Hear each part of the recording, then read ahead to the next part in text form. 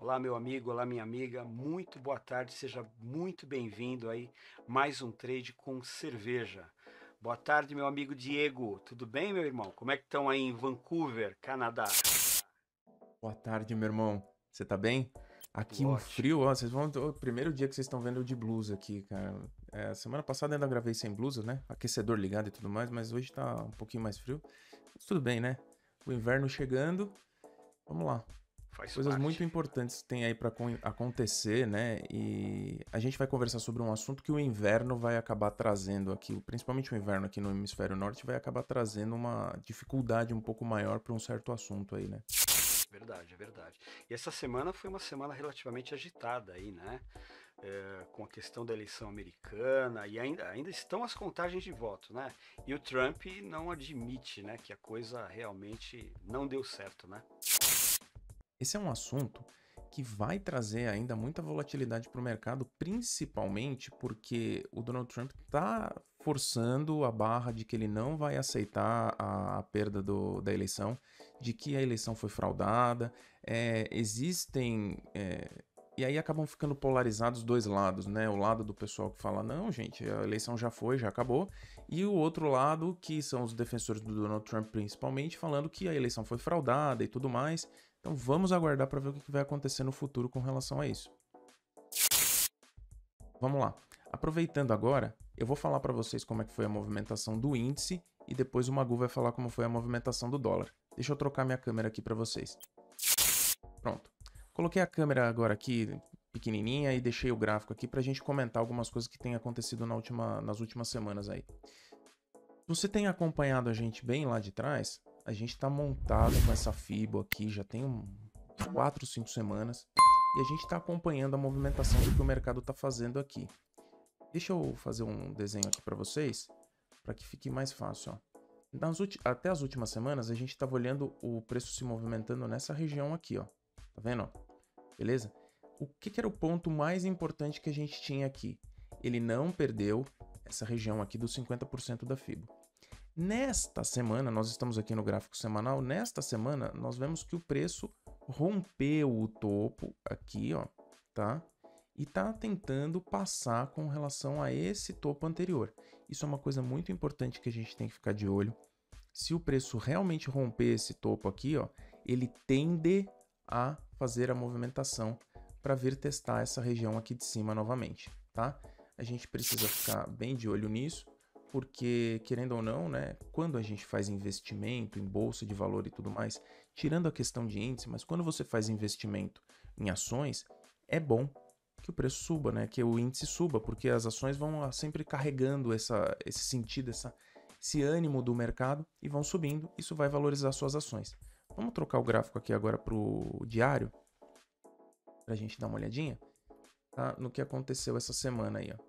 Lembrem-se que desde daquela marcação que nós fizemos aqui atrás, ó, a gente está de olho nesse cidadãozinho aqui, ó, tá?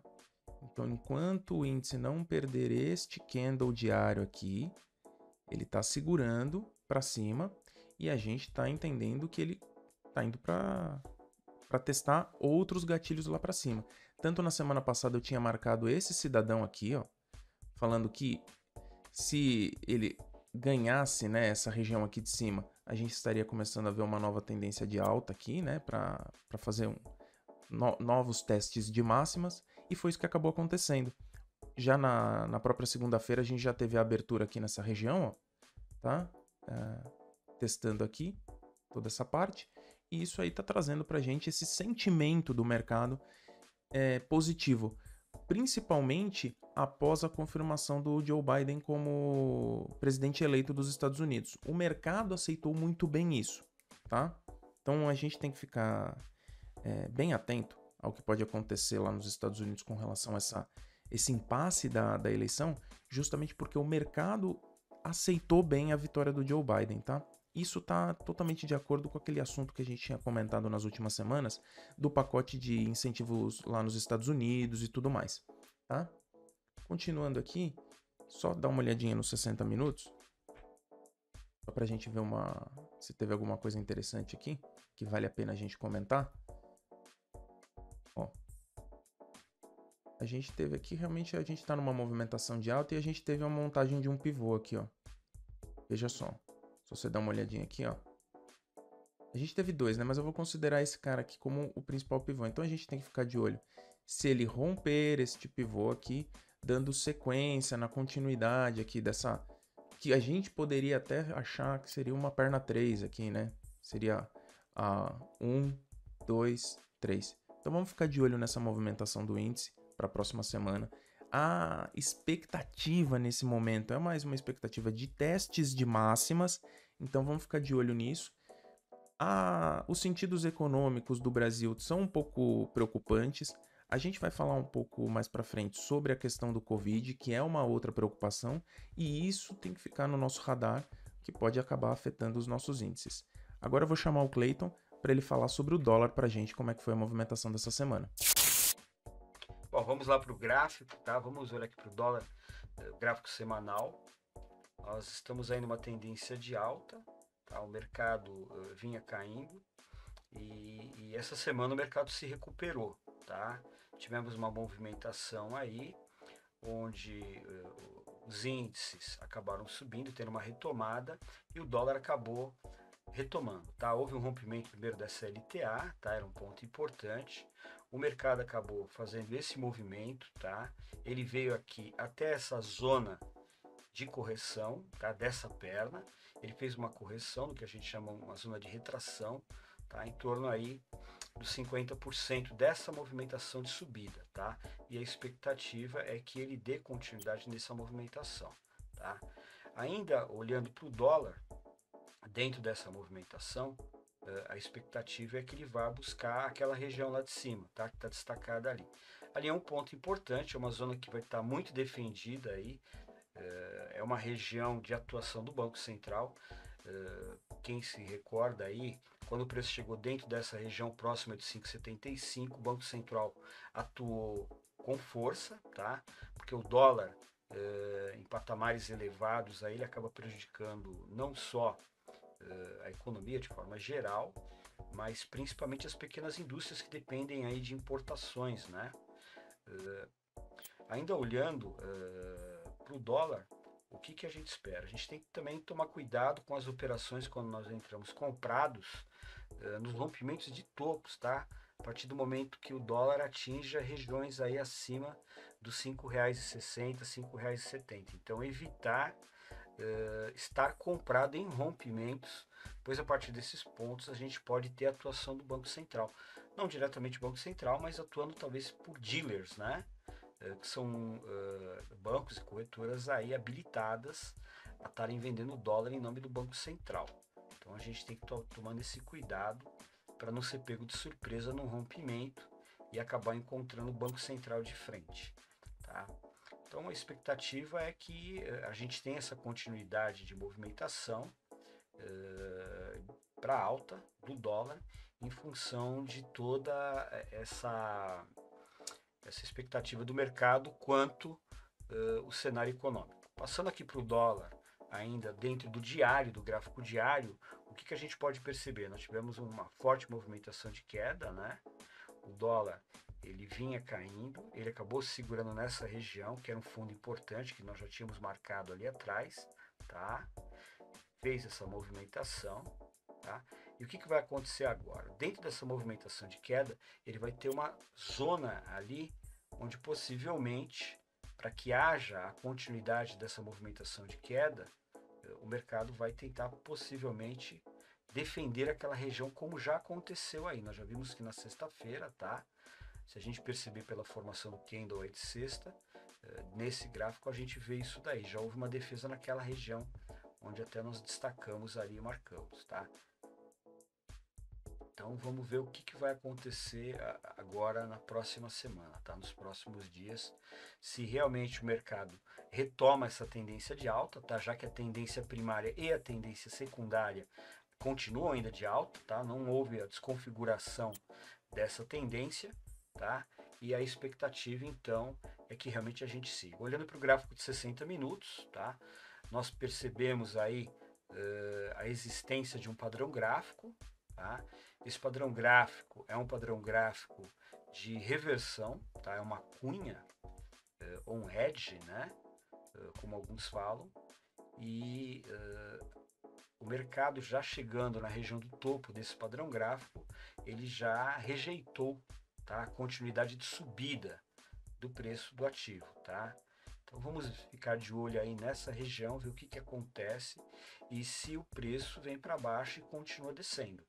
Caso haja essa movimentação aí de queda, realmente o preço ele deve buscar novamente aquela região de fundo, tá? Onde foi uma região de fundo importante, onde o mercado reverteu e fez esse movimento de retração. Então a gente tem que ficar atento com a zona aí de correção, tá aí mais ou menos no meio dessa perna de descida, e ver como que o mercado se comporta, se ele continua essa movimentação de subida aí, uma tendência de alta, tá? Ou se ele para por aí. Beleza, né? Isso, eu, como sempre falo, fico muito feliz quando o dólar sobe, mas é muito preocupante para a nossa economia aí no Brasil. Querendo ou não, o dólar alto ele acaba trazendo e influenciando diversas outras coisas, e isso a gente tem que tentar de alguma forma, e o governo, né, deve tentar de alguma forma evitar isso, por isso que o Banco Central provavelmente vai tentar atuar quando o dólar chegar aí nessas regiões de 5,70, 5,80 e tudo mais, e aí você tem que tomar bastante cuidado quando você tiver comprado para não tomar na cara aí um leilão do Banco Central, né? E tem uma outra coisa, né? Amanhã nós temos eleições municipais no Brasil. E existe até um conceito, né, de que o pessoal tentou meio que esconder o Covid aí no Brasil justamente por causa das eleições. Inclusive, aqui em São Paulo, o Covid-19, os casos estão aumentando. A gente tem informações de que vários hospitais, inclusive o Sírio-Libanês, está tendo uma ocupação de leitos muito grande, e a prefeitura mesmo acabou atrasando, né, a entrega de 3 boletins, né, de 3 dias sobre contaminação do Covid-19 por conta da própria eleição, né, para prefeito aqui.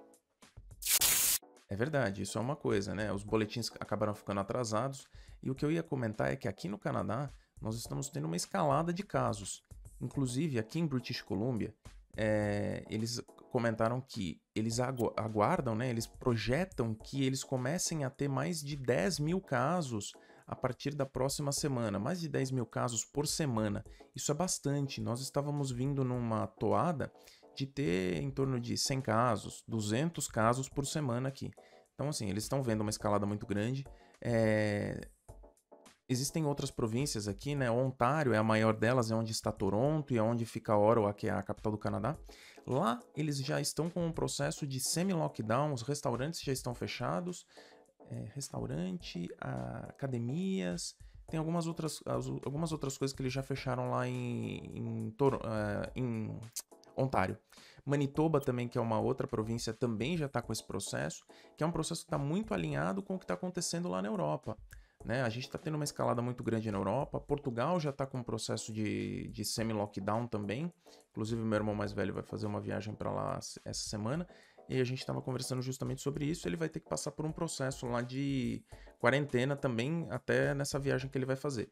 Então, existem várias coisas que estão acontecendo na Europa. Temos o Matheus, que está lá agora ele está lá perto de Londres, né? Ele está na Inglaterra, lá perto de Manchester, se não falha minha memória.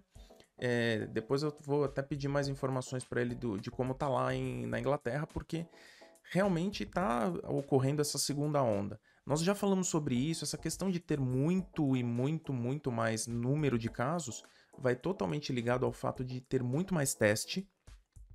Tá? Então, obrigatoriamente a gente está vendo muito mais gente contaminada porque está tendo muito mais teste.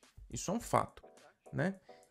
Então cabe a gente também entender até que ponto essa questão de ter uma segunda onda ela está sendo maior ou menor do que a primeira. A gente ainda não tem essa condição de verificar se isso está realmente acontecendo, porque nós não temos como base essa proporcionalidade de testes agora com relação ao passado. Mas, obviamente, os governos estão tomando esse cuidado e estão tendo essa questão de cuidado porque a questão sanitária, né, e a questão de saúde é muito impactada com relação à quantidade de casos. E nessa segunda onda, né, que falam que foi uma mutação do vírus, Só que nós também temos esse lado, como você colocou, né, Diego? Sobre o número de testagens ser maior, mas nos Estados Unidos nós tivemos recorde, né, essa semana. Eles tiveram um dia de passar de 150 mil casos. Na verdade, parece que chegou a 153 mil casos, né? A gente estava até falando sobre isso. Uma coisa que vale a pena comentar é que o Thiago Santoli, que faz parte lá do nosso grupo também, ele trabalha com essa questão de saúde e há um tempo atrás a gente estava comentando com relação a isso que eu vou falar agora. Existem casos de reinfecção, ou seja, a pessoa teve já a doença uma vez e ela está tendo a doença novamente. Isso é uma coisa que a gente tem que ficar bem atento, tomar bastante cuidado com relação a isso. Você que já teve aí a doença, né, tem que tomar cuidado para não pegar de novo e também vai de encontro ao fato do quanto que a vacina vai acabar resolvendo 100% do problema. Então a gente tem que ficar bem de olho nisso, tomar bastante cuidado, usar máscara mesmo. Aqui em British Columbia, inclusive, ontem eles colocaram uma coisa que é a teoria do queijo suíço. Então todos os layers, né, todas as camadas de proteção que você pode ter. Então você ficar distante das pessoas no mínimo 2 metros, você utilizar máscara, você ter um círculo de contato de pessoas que você tem relação ali direta menor, né, lavar as mãos, tudo isso são camadas de proteção, porque eles estavam explicando que cada uma das camadas tem suas falhas, mas quando você tem todas elas acontecendo, você tem uma probabilidade quase de 100% de você bloquear a transmissão do vírus. Então isso é uma coisa importante, vamos ficar de olho para que a gente não fique doente. Mudando agora de assunto rapidamente, eu queria falar de uma coisa que está ligada com o assunto que a gente teve na semana passada. Aquela coisa daquele cidadão que perdeu os 30 milhões e tudo mais. Ficaram algumas dúvidas no ar e essa semana algumas dúvidas foram respondidas, inclusive por ele mesmo, que acabou reaparecendo aí no mundo, falando que ele não perdeu os 30 milhões, que ele teve um prejuízo, se não falha a minha memória, de 500 ou 700 mil reais, né? Mas a questão é que acabou ficando uma situação muito chata, muito estranha, e eu queria comentar sobre isso. O primeiro e mais importante parte desse assunto todo é que esse rapaz, ele começou como um vendedor de cursos e depois ele começou a captar dinheiro para ele operar o dinheiro das pessoas. Você que está aí do outro lado e está assistindo a gente, deixa eu te falar uma coisa bem, bem grande. Não dá o seu dinheiro para ninguém operar por você, tá bom? O seu dinheiro você opera, tá? Ninguém tem que operar o seu dinheiro. Eu tava vendo, inclusive, tem um rapaz lá de São Paulo, que é o Delegado da Cunha, você que não conhece, siga o canal do Delegado da Cunha, é muita gente boa. Ele estava mostrando um cidadão que fazia empréstimos consignados, e aí ele pegava o dinheiro desse pessoal que fazia o empréstimo consignado, e ele ficava com o dinheiro da pessoa, a pessoa passava para ele, e ele falava que ele ia operar o dinheiro das pessoas. Mesma situação. Meu amigo, minha amiga, você que está aí do outro lado, não dê o seu dinheiro para ninguém operar. Duas coisas. Se você vai dar o seu dinheiro, vai colocar em algum fundo de investimento, alguma coisa, primeiro, tô lendo aqui, ó, o gestor tem que ser certificado pela CVM. Então confira se o gestor do fundo ao qual você está aplicando seu dinheiro é certificado e se o fundo é regulamentado. Tá? Isso é muito importante. Magu, faz um favor, explica para eles como é que funciona toda essa regulamentação aí, que eu sei que você entende bastante disso. Eu tô meio, de certa forma, envolvido nisso daí, por trabalhar com hedge, né? Com fundo de hedge, é um pouco diferente. Mas quando você fala de você colocar um dinheiro num fundo aberto, num fundo multimercados e tudo mais, exatamente como o Diego está colocando. O gestor ele tem que ter certificações, tá? Ele tem que ter provado que ele tem capacidade e tem competência para aquilo, ele tem que ter certificados na BIM, ele tem que ter registro na CVM, e o fundo também tem que ter registro, e ele segue uma série de normas, tá? Existem limites de exposição, o camarada ele não faz simplesmente o que ele bem entende com o teu dinheiro. Então existe uma regulamentação muito séria, e a CVM realmente ela é bastante rígida nesse sentido. Então, se você vai colocar o teu dinheiro num fundo, a primeira coisa que você tem que ver Você não tem que só acreditar na conversa de quem está te convidando para juntar meia dúzia aí e formar um fundo. Você tem que ver em primeiro lugar se essa pessoa tem habilitação técnica, qualificação e se ela possui registro. Porque senão nós vamos entrar na mesma situação desse cidadão aí que perdeu aí, dizem, mais de 30 milhões, e ele diz que não. Porém, a bem da verdade, essas pessoas até agora não viram a cor desse dinheiro. Então o risco, ele é muito grande de você entrar com capital para formar um pseudo fundo, mas se esse fundo ele não tem ainda liberação da CVM e o gestor ele não é qualificado para isso, ele não é habilitado, não tem certificação, o risco que você está correndo é muito grande. Simplesmente porque isso é aquela coisa, é uma coisa irregular.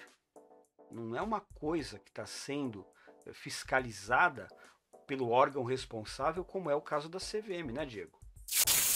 Inclusive no caso aí desse rapaz também, e alguns outros, eu vi casos do pessoal falar assim, mas tem contrato de empréstimo do dinheiro. Gente, contrato do empréstimo do dinheiro quer dizer nada, viu? O que eu conheço de gente que deu golpe no mercado fazendo justamente isso é gigante.